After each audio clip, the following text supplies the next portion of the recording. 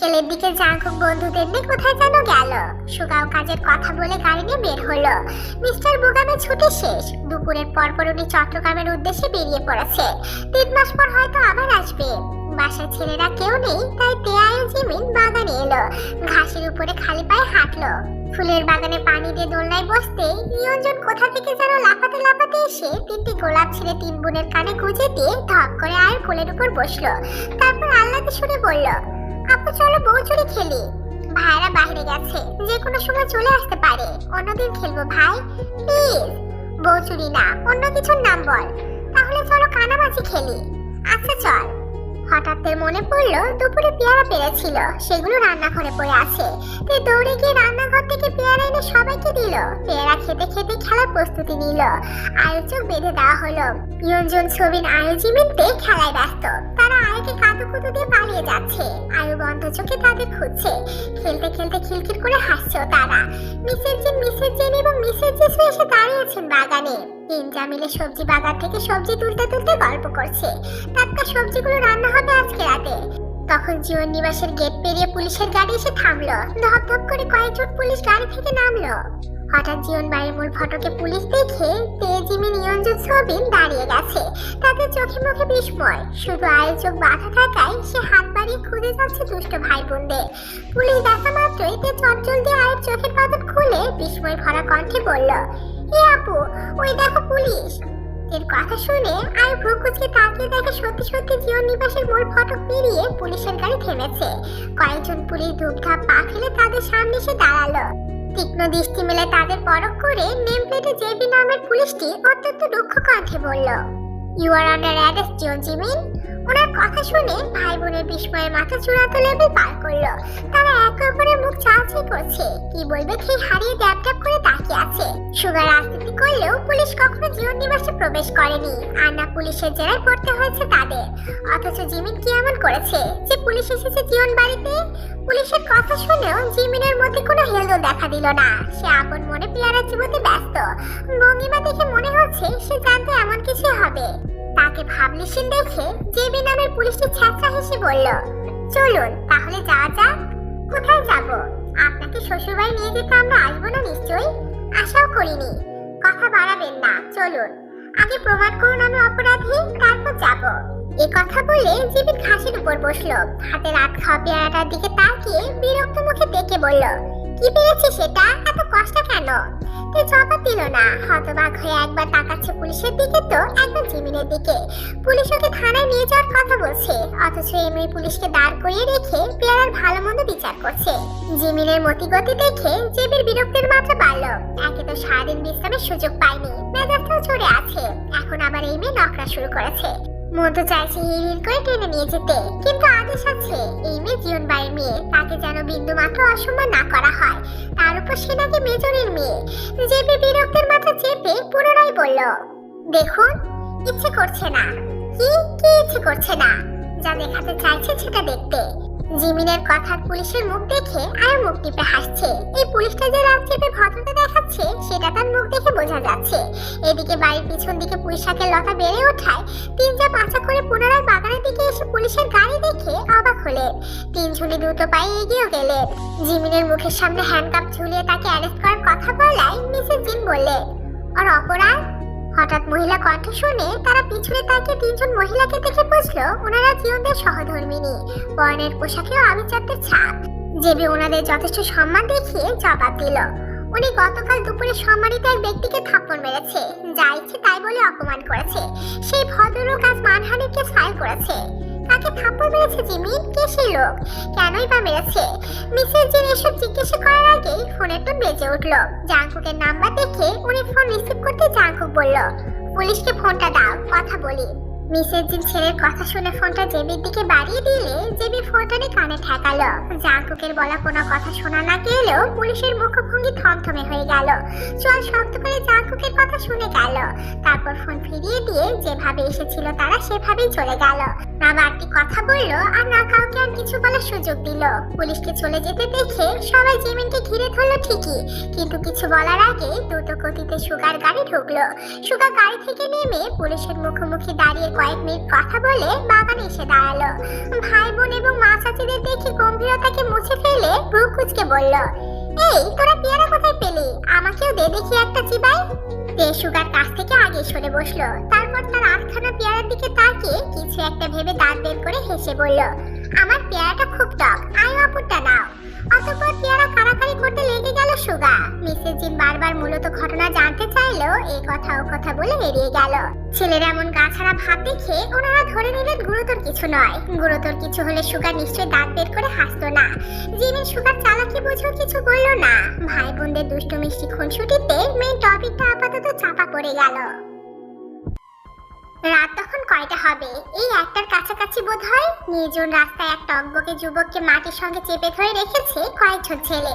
শোয়ানো ছেলেটার হাত পা দড়ি দিয়ে বাঁধা, চোখে ভয়, গোবর শব্দে বাচ্চার আকুতি ছেলেটার চোখে মুখে। কিছুক্ষণ আগেও তারপর দেখে মা মাসে তুলে পিছতে পিছতে গাড়ি ছুঁড়েছে, একজনকে ঘুষি মেরে রক্তাক্ত করেছে। এখন নিজেই বাঁচার ভয় পান ভিক্ষা চাইছে। এই জন্যই বোধহয় প্রবাদে প্রচলিত, পিপিলিকার পাখা গজায় মরিবার তরে। ঠিক সেই মুহূর্তে বাইকে করে সুগা উপস্থিত হলো। পরনে 3/4 কালো প্যান্ট ও সাদা টি শার্ট। সে শীষ বাজাতে বাজাতে বাইক স্ট্যান্ড করে চাবি ঘোরাতে ঘোরাতে তাদের কাছে এসে থামলো। চারিদিকে অন্ধকার, এদিকে রাতের বেলায় গাড়ি ঘোড়া আসে না বিধায় জায়গাটা শুনশান। সুগা ঘোরাতে ঘোরাতে এসে ছেলেদের তাড়াতে ধারালো ছুরি তুলে নিল। ছুরিটা উল্টে পাল্টে দেখে ধার পরখ করে নিল। সব ঠিকঠাক দেখে সন্তুষ্টি সুরে বলল, ভালোই ধার আছে, আমার এনার্জি কমলস হবে। সুগার ইশারা পেয়ে ছেলেগুলো ওই ছেলেটাকে আরো শক্ত করে চেপে ধরতেই সুগার ছেলেটার গাল ধরে শান্ত কণ্ঠে বলল, আমার বাড়ির মেয়ের জানতে চেয়েছিলি শুনলাম, কাজটা ভালো করিসনি। এসব পাগলামো কেউ করে রে পাগলা? এই ওর মুখটা খুলে দে, মরার আগে কি বলে শুনি। একটা ছেলে ওই ছেলেটার মুখ খুলে দিতেই ছেলেটা কাঁদতে কাঁদতে বলল, ভাই ভাই আর করবো না ভাই, মাফ করে দিন ভাই। ভাই না, বাপ ডাকলেও ছাড় পাবি না তুই, তোর মরার টিকিট অলরেডি কনফার্ম হয়ে গেছে। আমি আপনার বোনের পা ধরে মাপ চাইবো ভাই, আমার অপরাধ আমি স্বীকার করবো। শুধু শুধু এবারের মতো জান ভিক্ষা দেন ভাই। মাপ করতাম যদি তোর নোংরা কথা শুনে আমার বোনটা না কাঁদতো। মাপ করতাম যদি আমার মাকে নিয়ে গাড়ি না দিতি। মাপ করতাম যদি আমার বোনকে তুলে আনার জন্য ভুয়া পুলিশ না পাঠাতি। কি ভেবেছিস পুলিশের পোশাকে গেলে আমরা আমাদের বোনকে তোদের হাতে তুলে দিতাম, আর তোরা আমার আদরের বোনকে খুবলে খুবলে খাবি? এত সোজা না রে শুয়োরের বাচ্চা না। জীবন নিবাসের মেয়েদের গায়ে কলঙ্ক লেপটানো এত সোজা না। গুখি রাজনীতির মাঠে নামেনি রে। এই কথা বলে সুগা ছুরি দিয়ে ছেলেটার গলায় আকুপুকি করতে করতে ফিস ফিস করে বলতে শুরু করলো, তোকে একটা সিগারেট বলি শোন, আমরা দুই ভাই, আমি সুগা আর আমার ভাই জাঙ্কু। মজার ব্যাপার হচ্ছে আমাদের কোনো মিল নেই, না দেখতে আর না স্বভাবে, যা আছে সবই অমিল। আমরা দুজন দুই মেয়ের মানুষ, আমাদের রক্ত যেহেতু এক, এক বাবা মায়ের সন্তান, যদি কিছু মিল না থাকে রক্তের বদনাম হয়ে যাবে। তাই কষ্টে সৃষ্টি একটা মিল খুঁজে বের করেছি আমরা। সেটা কি জানিস? আমরা দুজনই হাইড সিক খেলতে এবং খেলাতে ভালো পারি, দক্ষ প্লেয়ার বলতে পারিস। আমি ভালোর মুখোশ করে সবার কাছে ভালো হয়ে চলার চেষ্টা করি, তবে রেগে গেলে অন্য কথা। আর জাঙ্কু ভিতরেও যা বাহিরেও তা। ও এমন এক ছেলে নিজের বাপ ভাইয়ের পিছনে বাঁধতে জিজ্ঞেস করে ব্যথা পেলে নাকি। তাহলে একবার ভাব সে কতটা ক্রেজি। আমি তোকে ছেড়ে দিলেও জাঙ্কুকে হাতে পড়তে হবে। ওর হাতে পড়লে সহজে মারবে না, তবে তোর বলিষ্ঠ দেহখানা রিসার্চের কাজে লাগাবে। আমার ভাই অপছন্দের কাউকে ধীরে ধীরে মারতে পছন্দ করে, আর ধীরে ধীরে মারলে কষ্ট বেশি হবে। এর চেয়ে আমার হাতে মরে যা। কথা দিচ্ছি আমি কম কষ্টে মারবো তোকে। এ কথা বলে সুগা ছেলেটার কিছু বলার আগেই গলা ছুরি চালিয়ে দিল। পাকা হাত একটুও কাঁপলো না, ধারালো ছুরিতে এবড়ো থেবড়ো হলো না। ঠিক যেভাবে কুরবানির পশুকে জবাই করা হয় ঠিক সেভাবে জবাই করলো সুগা। তার পরনের জামা কাপড় লাল রক্তে রঞ্জিত, চোখে মুখে উচ্ছ্বাস, ঠোঁটে তৃপ্তির হাসি। ছেলেটার গলা দেহের সঙ্গে খানিকটা লাগিয়ে রেখে সুগা বসা থেকে উঠে দাঁড়ালো। ছেলেটা পিচ ধারা রাস্তায় ধরপড় করছে, গলা দিয়ে গো গো শব্দ বের হচ্ছে, গলার ফাঁক গলিয়ে গড় গড় করে রক্তের স্রোত বইছে। কয়েক মিনিট ছেলেটা কাটা মুরগির মতো ছটফট করতে করতে একটা সময় থেমে গেল। চোখ খোলা রাখা অবস্থায় তার প্রাণ পাখি দেহ ত্যাগ করলো। সুগা পরনের টি শার্টটার দিকে তাকিয়ে বিরক্ত হলো। রক্ত মাখা হাতে টি শার্টটা ঝেড়ে ঝুড়ে মুখে বলল, ধুর বাল, জানোয়ারটার রক্তের তেল তার সাথে টি শার্টটাই নষ্ট করে ফেললাম। এই কথা বলে মুখে বিরক্তকর শব্দ করে একটা ছেলের হাতে ছুরিটা দিয়ে বাইকে চেপে বসলো। উপস্থিত ছেলেপুলেরা লাঞ্চ গায়েব করতে ওস্তাদ, আলাদা করে কিছু বলতে হবে না তাদের। তবে রাজনীতিবিদ সংযোগের একমাত্র ছেলে বহিয়ংকে মন মতো শাস্তি দিতে পেরে মেজাজ ফুরফুরে, খুব শান্তি লাগছে। মনে হচ্ছে পৃথিবীটা এত রঙিন কেন, সুন্দর কেন। সে নির্জন রাস্তার বাইকের গতি স্বাভাবিক রেখে শীষ বাজাতে বাজাতে প্রফুল্ল সুরে গান ধরল। পরের দিন সকালে বন্ধুদের বিদায় জানিয়ে কেবলই এসে বসেছে জাঙ্কুক। ডাইনিং টেবিলের চেয়ারে বসে তিন বোন গুজুর গুজুর করছে। আজকে সরকারি ছুটি বিধায় সবাই বাসাতে আছে। জাঙ্কুক সোফায় বসে সামনে সেন্টার টেবিলে থাকা এসি রিমোট নিয়ে এসি অন করলো।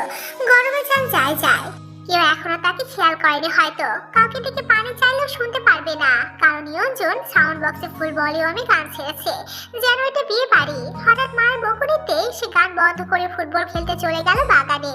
ছবিটা সেখানেই আছে। গান থামায় সকলের কান মাথা যেন বাঁচলো। এদিকে তেয়ায় জিমিনকে লাল শাক বাঁচতে দিয়ে গেছেন মিসেস জেনি। তিনজন বাঁচতে বাঁচতে গল্প করছে। হঠাৎ কি ভেবে তে রান্নাঘরে থাকা মিসেস জিনের দিকে তাকিয়ে বলে উঠলো, ও বড় মা, জাঙ্কুক ভাই বিয়ে দিবে না? দিব, ভালো মেয়ে সন্ধান পেলে খোঁজ দিস। খোঁজ আছে, কিন্তু তোমার ছেলে বউ টিকবে না। বিয়ে দিয়ে আর কি করবা?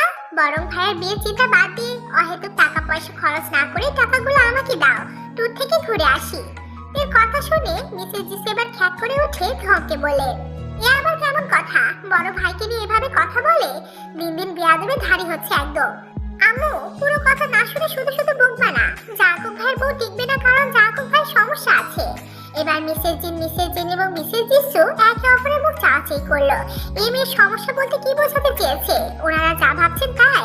তার মানে সমস্যার কারণে জাঙ্কুক সুগা বিয়ে করতে রাজি হয় না? সমস্যা থাকতেই পারে, তাই বলে দুজনেরই? এ আবার কেমন কথা? কই, আগে কখনো শোনেনি তো। তে চঞ্চল, কিন্তু সে না জেনে শুনে আন্দাজে কথা বলারও মেয়ে না, তা আবার জাঙ্কুককে নিয়ে। কারণ জাঙ্কুককে নিয়ে ভুল বকলে তার কপালে মায়ের নিশ্চিত। তাই তার কথা গুরুত্বের সঙ্গে নিলেন ওনারা। অতঃপর তিনজন নিজেরা গুজগুজ করে রান্নাঘর থেকে বেরিয়ে তের কাছে এসে বললেন, হ্যাঁ রে মা, তুই জানলি কিভাবে জাঙ্কুকের সমস্যা আছে? সকাল থেকে ডান হাতে চুলকাচ্ছে, টাকা আসবে বোধহয়। আচ্ছা, টাকা দিব, এখন বল। ভাইয়ার বন্ধুরাই বলা বলি করছিল, ভাইয়াও ছিল, উনি নিজেও স্বীকার করেছে। আমি সুগা ভাইয়ার রুমে যাওয়ার সময় ওনাদের বলা কথা শুনতে পেয়েছিলাম। এর কথা শুনে মিসেস জিনের চিন্তা বেড়ে গেল। এই তাহলে বিয়ে না করার মূল কারণ? এর সমাধান পাবেন কিভাবে? না না, জেনে শুনে এসব নিয়ে বসে থাকা যাবে না। আজকে মিস্টার নামজনের সঙ্গে কথা বলতে হবে। প্রয়োজনে ওই দুই গাধাকে মারতে মারতে ডাক্তারের কাছে নিয়ে যেতে হবে। এগুলো চেপে থাকা জিনিস, চেপে রাখলে কি সমাধান হবে? বাবা মায়ের কাছে এত লজ্জা কিসের? না না, এতদিন জানতেন না বিধায় ছেলেদের নানান অজুহাত মেনে নিয়েছেন। আজ হয়তো জেনে নিলেন, আর বসে থাকবেন না। এদিকে সোফায় বসে জাঙ্কুকের ফোন স্ক্রল করা আঙ্গুলটা থেমে গেছে। ঘাড় ঘুরিয়ে তাকিয়ে আছে মায়ের চিন্তিত মুখের দিকে। ওদের বলা কথাবার্তা ও চিন্তাধারা দেখে জাঙ্কুক একবার নিজের শরীরের দিকে তাকালো, তারপর বিড়বিড় করলো, কি আশ্চর্য, সমস্যা আমার, আমি কিছু জানি না, অথচ বাড়ি শুদ্ধ সবাই জেনে বসে আছে। বিড়বিড় করে কথা বলে সে পুনরায় ফোন স্ক্রল করতে করতে হাত ছাড়লো। বাগা থেকে একটা চেলাকা টেনে দিত, শরীর ম্যাচ ম্যাচ করছে, কাউকে ইচ্ছে মতো পিটায়। আচমকা জাঙ্কুকের কথা শুনে চমকে উঠে উপস্থিত সকলে। ঘাড় বাঁকিয়ে তাকালো আরাম করে বসা জাঙ্কুকের দিকে। এই ছেলে আবার কখন এলো? এলো তো এলো, কাউকে ডাকলো না কেন? এদিকে জাঙ্কুকের কথা শোনা মাত্রই তে লাফ মেরে উঠে দাঁড়িয়েছে। চোখে মুখে ভয়, ফাটা বেলুনের মতো চুপসে গেছে তার আদরের মুখখানা। মস্তিষ্কে বারংবার ধাক্কা খেতে লাগলো একটাই কথা, যা শুনে ফেলো না তো, শুনে কি হবে? যখনই কিছু বলে তখনই এই লোক ভূতের মতো হাজির হয়। এ কোন জ্বালা, এ কোন বিপদ! কিন্তু এখন কি হবে? কি করে নিজেকে বাঁচাবে? পেট ব্যথা করছে না কেন? অন্য সময় তো খুব মাথা ঘোরায়, চোখে ঝাপসা দেখে, সবকিছু অন্ধকার হয়ে আসে। তাহলে এখন কিছু হচ্ছে না কেন? অসুখ ছাত্র লেভেলের, নতুবা যখন দরকার তখন হয় না, আবার যখন প্রয়োজন হয় না তখন দল বেঁধে শরীরের উপর হামলা করে।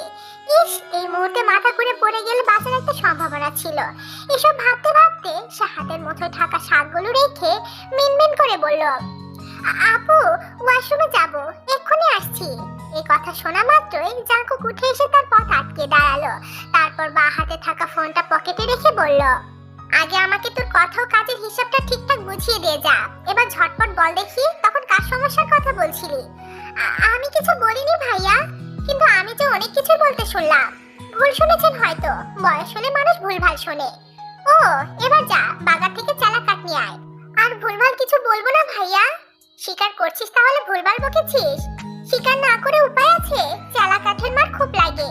এই কথা বলে তে চুপসানো মুখ নিয়ে বড় মার দিকে তাকালো। চোখে মুখে বাচ্চার আকুতি। দিকে জেরা করতে দেখে মিসেস জিন ছেলের বাহু ধরে নিজের দিকে ঘোরালেন।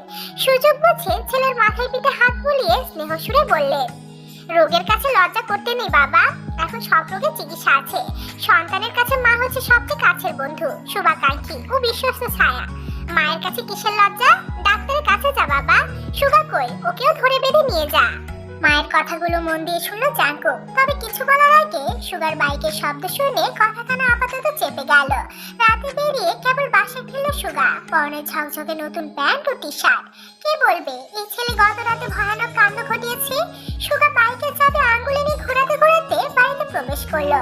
রান্নাঘরের সামনে সবাইকে দাঁড়িয়ে থাকতে দেখে ভ্রুকুচকে জিজ্ঞাসা করলো, কি হয়েছে? সবাই এভাবে তাকিয়ে আছো কেন? আমাকে শান্তি দিবি না বলে ঠিক করেছিস তুই? আর কত টেনশন রাখবি আমায়? কি করেছি আমি? সকাল সকাল বকছো কেন আমায়? বকবো না তো কি করব? তোর সমস্যা আছে জানাস নি কেন? সমস্যা? আমার আবার কিসের সমস্যা? মিসেস জিন জবাব দিতে পারলেন না। হঠাৎ ওনার কথা আটকে গেল। মাকে থামতে দেখে জাঙ্কুক ফিসলে হাসলো, তারপর জবাব দিল, তোমার নাকি শারীরিক সমস্যা আছে, এজন্য বিয়ে করতে ভয় পাও। মা এটাই বলতে চাইছে আর কি। হোয়াট? এই কথা কে বলেছে? কার থেকে শুনেছো এসব আম্মু? ভাইকে রাখতে দেখে কেন জানি জাঙ্কুকের মজা লাগলো। সে আর চোখে শিয়ের উপর তাকিয়ে এবারও জবাব দিল, কে বলেছে? সুগা সহ সবাই আশেপাশে তাকিয়ে টিকে পেল না। বড়দের কথার মাঝে পালিয়েছে সে। এর নাম শুনে সুগার ভ্রুজোড়া সমান হয়ে গেল। এগিয়ে এসে গ্লাসে পানি ঢেলে ঢক ঢক করে খেয়ে হাতের উল্টো পিঠে মুছে বলল, ওই পাগলের কথা শুনে তুমিও পাগল হয়ে আনবো? ওসব কিছু না, সময় হোক আমি তোমাদের বিয়ের কথা জানাবো। যাই হোক, খাবার বারো, আমি ফ্রেশ হয়ে আসছি। সত্যি সমস্যা নেই তোদের? যদি না থাকে বিয়েতে এত ভয় কিসের? সামনে ব্যস্ততা আরো বাড়বে, কখন বাড়ি ফিরে না ফিরে ঠিক ঠিকানা নাই। এখন বউ আনলে বউ টিকবে না, এর চেয়ে একটু সময় দাও, আর কিছুদিন পর জলজান্ত বউ মাইনে দেবো। এই কথা বলে সুগা মিসেস জিসুর দিকে তাকিয়ে বলল, ছোট আম্মু তোমার না ডাক্তারের কাছে যাওয়ার কথা ছিল, গিয়েছিলে? না রে বাপ, আর একটু পর বের হবো। ওকে, আমি সিরিয়াল দিয়ে দিয়েছি, তুমি শুধু ডাক্তারের সহকারীকে আমার নাম বলবে, তাহলেই হবে। জাঙ্কুক, বাইরে যাবে? কাজ আছে নাকি কোনো? না, কেন? তাহলে ছোট আম্মুদের সঙ্গে যা। আচ্ছা ঠিক আছে। এই কথা বলে সুগা হাত দিয়ে তার চুলে ব্যাক ব্রাশ করতে করতে সিঁড়ি বেয়ে উপরে চলে গেল। মিসেস জিন বুঝলেন ছেলেদের সমস্যা নেই, তিনি বোধহয় বুঝতে ভুল করেছে। তবে এক পক্ষে খুব ভালো হয়েছে, ব্যাপারটা সবারই জানা থাকলো। এই নিয়ে কেউ কথা বাড়লেন না, তবে স্বস্তির শ্বাস ছাড়লেন। জাঙ্কুক আর দাঁড়ালো না, মিসেস জিসুকে রেডি হতে বলে নিজের রুমের দিকে পা বাড়ালো। কিছু বলবি? সুগার কথা শুনে ধীর পায়ে পর্দার আড়াল থেকে বেরিয়ে এলো জিমিন। একেবারে নিঃশব্দে এসেছে, তাও সুগা তার উপস্থিতি বুঝে ফেলেছে। তাকে দেখে সুগা শার্টের বোতাম খুলে ঘামে ভেজা শার্ট ছুড়ল কর্নারে রাখা বিন ব্যাগের উপর। খালি গায়ে সিলিং ফ্যান বরাবর বসে পুনরায় জিজ্ঞাসা করলো, কথা কানে যায় না? এক কথা কতবার জিজ্ঞাসা করব? জিমিন নিরুত্তর থেকে নির্বিকার ভঙ্গিতে এসে দাঁড়ালো সুগার মুখোমুখি। তবে মুখে কিছু বলল না, শুধু তাকিয়ে রইল। সুগাও তাই। কিছুক্ষণ এভাবে চোখে চোখে কথা বলে জিমিন রুম থেকে বেরিয়ে যাওয়ার আগে পিছনে না ঘুরে মুখ খুলল। জেবি বয়ং এর কাজিন, বয়ং রাজনীতিবিদের ছেলে। বয়ংকে না পেলে সন্দেহের তীর আপনার উপরে আসতে পারে, কাজে সাবধান। সুগা শুনল তার ঠোঁটের করে অদ্ভুত হাসি। হাসতে হাসতে সে শরীর এলিয়ে দিল নরম বিছানায়। তারপর ঘূর্ণায়মান ফ্যানের দিকে তাকিয়ে শুধালো, গত রাতে আমার পিছু নিয়েছিলি কেন? দেখতে। দেখে কেমন লাগলো? রাজনীতি করলে রাজনীতিবিদদের মাঝে হিংস্রতা রাখা উচিত, নতুবা অন্যরা পিছু মারতে দুবার ভাববে না। কাজে মন্দ লাগেনি। ভয় লাগছে না আমাকে? না। কেন? অল্পতে যারা ভয় পায় তাদের জীবনে সফলতার প্রাপ্তি ধরা দেয় না। এসবের মধ্যে নিজেকে আর জড়াস না, তোর কিছু হলে নিজেকে ক্ষমা করতে পারবো না। এটা আগে ভাবা উচিত ছিল। নিজের হাতে খুন করতে শিখিয়ে এখন নীতি কথা অনর্থক নয় কি? পরিস্থিতি, আমিও পরিস্থিতি বুঝে কাজ করতে প্রস্তুত। বাড়ি সবাই জানলে কি হবে ভেবেছিস? পিছু ফেরার পথ বন্ধ, আর কিছু করা নেই। এই কথা বলে জিমিন যেভাবে এসেছিল সেভাবেই বেরিয়ে গেল। তাকে যেতে দেখে সুগা হাসলো, অদ্ভুত সেই হাসি। তারপর হাসতে হাসতে বিড়বিড় করলো, এই না হলে জীবনদের রক্ত। প্রায় আধা ঘন্টা পর মিসেস জিসু হাতে রেডি হয়ে পার্কিং লটে এসে দাঁড়িয়ে আছে। মিসেস জিসু তখনকার ঘটনার জন্য দেখে এখনো বকছে। মুখ গোমরা করে চুপ করে মায়ের বকুনি শুনছে। এখানে সত্যি তার কোনো দোষ নেই, সে যা শুনেছে তাই বলেছে। একটা কথা একবারই বলেনি। এসব নিয়ে জাঙ্কুকের ফ্রেন্ডরা নিজেরা হাসাহাসি করছিল। জাঙ্কুকের কাঁধে হাত রেখে কিসব বোঝাচ্ছিল। তাদের কথা শুনে জাঙ্কুকের সমস্যার কথা জেনে সবাইকে জানানোর কথা ভেবেছিল সে। তার কপাল খারাপ, নয়তো যখনই যা বলে জাঙ্কুক ভাই শুনতে পায় কেন। বাসায় নেই জেনে কথাটা তুলেছিল, কিন্তু কে জানতো কখন এসে ঘাপটি মেরে বসেছিল সে বিশুদ্ধ পুরুষ। আর কিছু বললেই মারতে হবে কেন, সুন্দর করে বুঝিয়ে বলা যায় না। মনে মনে এসব ভাবতে ভাবতে হঠাৎ কানে এলো, গাড়িতে বসো ছোট আম্মু। এ কথা বলে জাঙ্কু গাড়িতে উঠে ড্রাইভিং সিটে বসলো। মিসেস জিসু বসলেন। তে বিস্ময় নিয়ে জাঙ্কুকের দিকে তাকালো। এই লোক তাদের সঙ্গে যাবে নাকি? ও মা, এ কি সর্বনাশের কথা! তারা কি বিয়ে বাড়িতে যাচ্ছে যে সঙ্গে যেতে হবে? তারা যাচ্ছে ডাক্তারের কাছে, কারণ তার পিরিয়ড জনিত কিছু সমস্যা রয়েছে। জাঙ্কু গেলে সে ডাক্তারের সঙ্গে কথা বলতে পারবে না। তার সামনে বলবেই বা কিভাবে তার সমস্যার কথা? ওদিকে তাকে গাড়িতে বসতে না দেখে জাঙ্কু হর্ন বাজালো। তে বলার মতো শব্দ না পেয়ে রাগে গজগজ করতে করতে জাঙ্কুকের পাশে বসলো। গাড়ি চলতে লাগলো হসপিটালের পথ ধরে। রাস্তায় কি যেন নিয়ে ইয়া বড় মিছিল বের হয়েছে। দলে দলে ছেলেপুলেদের একটাই জয়ধ্বনি, বিচার চাই, বিচার চাই। সেই মিছিল পার হতে একটু সময় লাগলো। জ্যামে বাঁধা গাড়িগুলো ছুটতে লাগলো আরো 20 মিনিট। এসব ঝামেলা শেষে অতঃপর হসপিটালে পৌঁছালো একটু দেরিতে। কিন্তু রিসেপশনের কাছে যেতেই মিসেস জিসু স্কুল ফ্রেন্ডকে কাঁদতে দেখে দাঁড়িয়ে গেলেন। একবার মেয়েটার দিকে তাকিয়ে আবার জাঙ্কুকের দিকে তাকালেন। ওনাকে মুখে মুখে তাকাতে দেখে জাঙ্কুক বলল, কি হয়েছে চলো। বাপ, তুই ডেকে নিয়ে ডাক্তারের চেম্বারে যা, আমি আসছি। তুমি কোথায় যাচ্ছ? ওই যে বোরকা পরা মেয়েটা হাওয়া করে কাঁদছে, ও আমার বান্ধবী, একসঙ্গে পড়েছি আমরা। ও কাঁদছে কেন দেখে আসি। হসপিটালের ভিতরে থাকবে, একবার বাইরে যাওয়ার প্রয়োজন হলেও আমাকে কল দিবে। এই কথা বলে জাঙ্কুক ডেকে নিয়ে ডাক্তারের চেম্বারের সামনে দাঁড়াতেই তের নাম ধরে ভিতরে ডাকলো। আসতে অনেক দেরি করাতে তারাই শেষ পেশেন্ট। তে দাঁড়িয়ে দাঁড়িয়ে দাঁত দিয়ে নখ কাটছে। এবার কি হবে?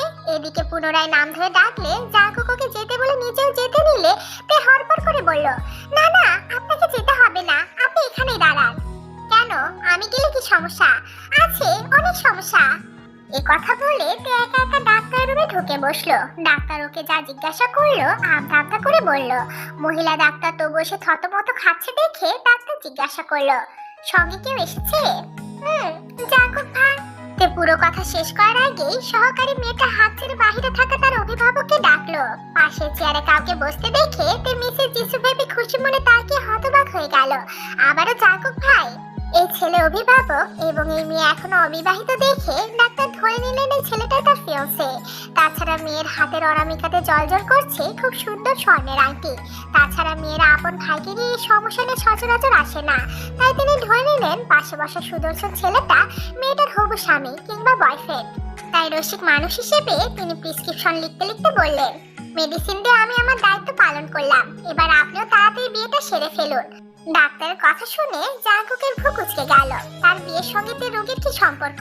কিসব বলে ডাক্তার? তাকে ভ্রু কুঁচকে তাকাতে দেখে ডাক্তার এবারও নিজে মুখ খুললেন। অবিবাহিত মেয়েদের কিছু কিছু রোগের ট্রিটমেন্ট দিয়ে বিয়ের পর অনেক মেয়ের পিরিয়ড জনিত সমস্যাগুলো ক্লিয়ার হয়ে যায়। আমি কি বলতে চাইছি আশা করি এবার বুঝতে পেরেছেন। আমি ওর কাজিন লাভ। ডাক্তারের কথা শুনে জাঙ্কুক কার চোখে একবার তের দিকে তাকালো। তে চোখ বড় বড় করে ডাক্তারের দিকে তাকিয়ে আছে। কি আশ্চর্য, এই ডাক্তার পাগল নাকি? না জেনে শুনে তখন থেকে ভুলভাল বকে যাচ্ছে। পৃথিবীতে পুরুষ পেল না, বিশুদ্ধ পুরুষটাকে তার হবু স্বামীর খেতাব দিয়ে দিল। ওর নাই, ঘোর ওর নাই। এই অন্যায় মুখ বুঝে মেনে নেওয়া যায় না, সেও নেবে না, কখনোই না, কিছুতেই না। তাই সে থমথমে মুখে জবাব দিল, উনি আমার আপন চাচাতো ভাই। না আমাদের প্রেম ছিল, না আছে, আর না ভবিষ্যতে কোনোদিন হবে। যদি পৃথিবীতে পুরুষ হিসেবে শুধু উনি বেঁচে থাকে তবু আমি ওনাকে বিয়ে করব না। আমার বোনের মেয়ে ওই কথা বলতো, দেখতেই পারতো না তার চাচাতো ভাইকে, গালমন্দ করতে বাদ রাখতো না। এখন সেই ছেলেরই বাচ্চার মাসে হেসে খেলে সংসার করছে দুজন, কেউ কাউকে ছাড়া একদণ্ড থাকতে পারে না। তোমরাও তাই করবে, মিলিয়ে নিও। এবার কি বলবে ভেবে পেল না তে। এসব কি কোনো কথা? একসঙ্গে এক বাড়িতে বড় হয়েছে তারা, দিনরাত ঝগড়া করে, মারামারিও হয়। তাদের মিল অসম্ভব। মোদ্দা কথা, এই লোক আর যাই হোক ভালো বর হতেই পারবে না। সারাদিন খ্যাট খ্যাট করে, ধমকায়, মারে। যে পাগল এই লোককে বিয়ে করবে করুক গিয়ে, সে এর মধ্যে ছিল না, ভবিষ্যতে থাকার প্রশ্নই আসে না। এসব ভেবে মনে মনে ডাক্তারের গোষ্ঠী উদ্ধার করলো। তখন জাঙ্কুক এক ভ্রু উঁচু করে বিরক্ত নিয়ে বলল, বাড়তি কথার প্রয়োজন দেখছি না। তাছাড়া বললেই কি আমি তোকে বিয়ে করার জন্য মরে যাচ্ছি? তাই তো যাচ্ছ, নয়তো বলছো না কেন কিছু? কি বলবো? আমি কি তো ডাক্তারকে এসব বলতে শিখিয়ে দিয়েছি? উনি তো এসে অব্দি ভুলভাল বকে যাচ্ছে। শুরুতে ভুল শুতে দেয় না কেন? সেই দায় আমার না, গলা সাউন্ড আসতে, নয়তো থাপড়ে কাল লাল করে দেবো বিয়াদব। তাদের দুজনের ঝগড়া দেখে ডাক্তার নিজে থতমত খেয়ে গেলেন। ধুর, বেশি বকার জন্য এমন হলো। পেশায় ডাক্তার হলেও উনি একটু বাঁচা প্রকৃতির। পৃথিবীতে নানান রকমের মানুষের বসবাস। কেউ কেউ আছে হাসতে ভালোবাসে, কেউ খেতে ভালোবাসে, কেউ বা ঘুরতে, আর উনি কথা বলতে ভালোবাসে। এর আগে একবারই কথা বলে বিপাকে পড়েছিলেন, আজও তাই। তবে উনি সরি বললেন না, কারণ ওনার অন্ধমন এখনো চিৎকার করে বলছে এদের মাঝে কিছু ঘটবে। কারণ প্রায় কাজের লাভ স্টোরির শুভারম্ভ হয় ঝগড়া মারামারি দিয়ে। জাঙ্কুকে ধমক খেয়ে পেয়ার একটা কথা বললো না, মন মেজাজ বিগড়ে গেছে। এই পাগল ডাক্তার তার ফুরফুরে মেজাজকে নিজে হাতে খুন করেছে, তাই সে আগে ফুসফুস করে অন্যদিকে তাকিয়ে রইল। তখন ডাক্তার বেশ কিছু পরামর্শ দিয়ে প্রেসক্রিপশন এগিয়ে দিল। জাঙ্কুক সেটাতে একবার নজর গড়িয়ে উঠে চেম্বার থেকে বেরিয়ে গেল। তেও পিছু পিছু গেল। আশেপাশে মিসেস যিশুকে না দেখে সিঁড়ি বেয়ে নিচে নামলো দুজন। মুখে কোনো কথা নেই কারো। রিসিপশন থেকে কয়েক হাত দূরে মিসেস যিশু এক মহিলার পাশে বসে আছে। ছলছল চোখে তাকিয়ে সান্ত্বনা বাণী ছড়াচ্ছেন। যে মহিলা কাঁদছেন ওনার বাবা মারা গেছে, লাশ নিয়ে যাওয়ার ব্যবস্থা হয়ে গেছে। একটু পর লাশ নিয়ে চলেও গেলেন ওনারা। জাঙ্কুক হাসপাতালের সামনে থেকে সব মেডিসিন গুলো নিয়ে মিসেস যিশুর হাতে দিল। তারপর বাড়ির উদ্দেশ্যে বেরিয়ে পড়ল। ডাক্তার কি বললো না বললো জাঙ্কুক থাকে আপাতত কিছু জিজ্ঞাসা করলো না মিসেস যিশু। তবে তাদের গাড়িটা কিছু দূর যেতেই গম গমে সরে বলে উঠল, ক্ষুধা লেগেছে আবার, বাড়ি গিয়ে খাস। এই তো প্রায় চলে এসেছি। না, আমি এখনই কিছু খাবো। জেদ করে না মা, এমনিতে অনেক দেরি হয়ে গেছে। তাছাড়া বাহিরের খাবার বাড় না তোর, আর একটু ধৈর্য ধর, বাড়ি গিয়ে পেট পুড়ে খাস। না, আমি কাছে খাবো, মানে খাবোই, তুমি গাড়ি থামাতে বলো। তের কথা শুনেও জাঙ্কুক গাড়ি থামালো না। সে তার সুবিধা মতো হুইল ঘুরিয়ে যাচ্ছে। তে তাকে তো বলেনি, তাহলে সে কেন গাড়ি থামাবে? গাড়ি থামাচ্ছে না দেখে তে কটমট করে জাঙ্কুকের দিকে তাকিয়ে বলল, গাড়ি থামান জাঙ্কুক ভাই, আমি নামবো। পারবো না। কেন? জানি না, সবসময় এমন ভালো লাগে না কিন্তু আমারও। আম্মু কিছু বলছো না কেন? এবার রাগ হচ্ছে কিন্তু আমার। মিসেস যিশু কোনো জবাব দিলেন না, বরং তার কথা শুনে জাঙ্কুক পুনরায় পাকাভাবে জবাব দিল, রাগ হলে রাগ কর, বারণ করেছে কে? বললাম তো কাছে খাবো। বললাম তো খেতে হবে না। গাড়ি থামাবেন কি না? না। বড় আব্বুকে বলে কিন্তু। জাঙ্কুক পকেট থেকে ফোন বের করে তের দিকে এগিয়ে দিল। অর্থাৎ এই মুহূর্তে বলতে বলছে। তে ফোন ধরলো না, কারণ কথা বলতে বলতেই কাছে ঘর পার হয়ে গেছে। তে মনে দুঃখে জানালার দিকে তাকিয়ে রইল। ভেবেও নিল জীবনেও আর কাছে খাওয়ার কথা কাউকে বলবে না, নিজের মাকেও না। সবসময় এমনই করে এরা। জ্যাম না থাকায় জাঙ্কুক একেবারে জীবন নিবাসের পার্কিং লটে গাড়ি থামালো। গাড়িটা থামতেই তে গাড়ি থেকে নেমে হন হন করে বাসায় প্রবেশ করে দেখে মিস্টার নামজন ড্রয়িং রুমে বসে ফোনে কথা বলছে। কথা শুনে মনে হলো উনি আজ বিকেলে অফিসের কাছে দেশের বাইরে যাবে। জাঙ্কুকের নামে পেট ভর্তি অভিযোগ নিয়ে সেও পাশে বসলো। অপেক্ষা করতে লাগলো ওনার কথা শেষ হওয়ার। মিনিট দুয়েক পরই উনি কল কেটে মুখে হাসি এঁটে বললেন, কি কি লাগবে লিস্ট করেছো মা? তে ওনার কথা জবাব না দিয়ে হড়বড় করে বলল, বড় আব্বু জাঙ্কুক ভাই সিগারেট খায়, আমি নিজের চোখে দেখেছি। মিসেস যিশুর সঙ্গে কেবল এসে দাঁড়িয়েছে জাঙ্কুক। বাবার কাছে তের করা অভিযোগ শুনেও নির্বিকাশে পাশে বসে হাত ছেড়ে পানি দিতে বলল। মিসেস জেনি পানি দিয়ে গেলে পান করে সোফায় গা এলিয়ে দিল। এদিকে একটা অভিযোগ করে থামলো না তে, বরং একের পর এক অভিযোগের ঝুলি খুঁড়ে বসেছে। মনে যত রাগ ছিল সুযোগ বুঝে উগড়ে দিল। ছেলেরা বড় হয়েছে, তার সব অভ্যাসকে কথা বলে সাজে না। তবুও তিনি তের কথা শুনে গম্ভীর সুরে বারণ করলে, শাসালেন যেন বাড়ির ছোটদের সামনে সিগারেট না খায়। এগুলো শরীরের জন্য খুব ক্ষতিকর, ভালো এসব বর্জন করলে। জাঙ্কুক বাবার কথাগুলো মন দিয়ে শুনে তের দিকে তাকালো। তের ঠোঁটে মিটি মিটি হাসি, অর্থাৎ সে খুব খুশি হয়েছে। তেকে হাসতে দেখে জাঙ্কুকের ঠোঁটেও পিছলে হাসি ফুটলো। সে কেন হাসলো সেই জানে, তবে তাকে বকা খাওয়াতে পেরে আর বসলো না, ফ্রেশ হতে চলে গেল। আর তার যাওয়ার দিকে তাকিয়ে জাঙ্কুক ভাবলো, সিগারেট নিয়ে যারা তো বিরোধিতা, তাকে সিগারেট টানালে কেমন হয়। বিকেলের দিকে আয়ু এবং জিমিন টুকটাক কেনাকাটা করে একসঙ্গে বাসায় ফিরছিল। হঠাৎ মাঝপথে দেখা হলো জেহপের সঙ্গে। পাশ কেটে চলে যাওয়ার জন্য মনস্থির করলেও জেহপ হাসি মুখে তাদের সামনে এসে দাঁড়ালো। হাসি মুখে কুশল বিনিময় করলো। জীবন নিবাসের সবার কথা শোধালো। ওরা ভদ্রতার খাতিরে জবাব দিল। জেহপ আশপাশ দেখে মাথা চুলকে আকস্মিক বলে বসলো, আয়ু তোমাকে কিছু বলার ছিল। জি বলুন। না মানে? জেহব আমতা আমতা করে জিমিনের দিকে তাকালো।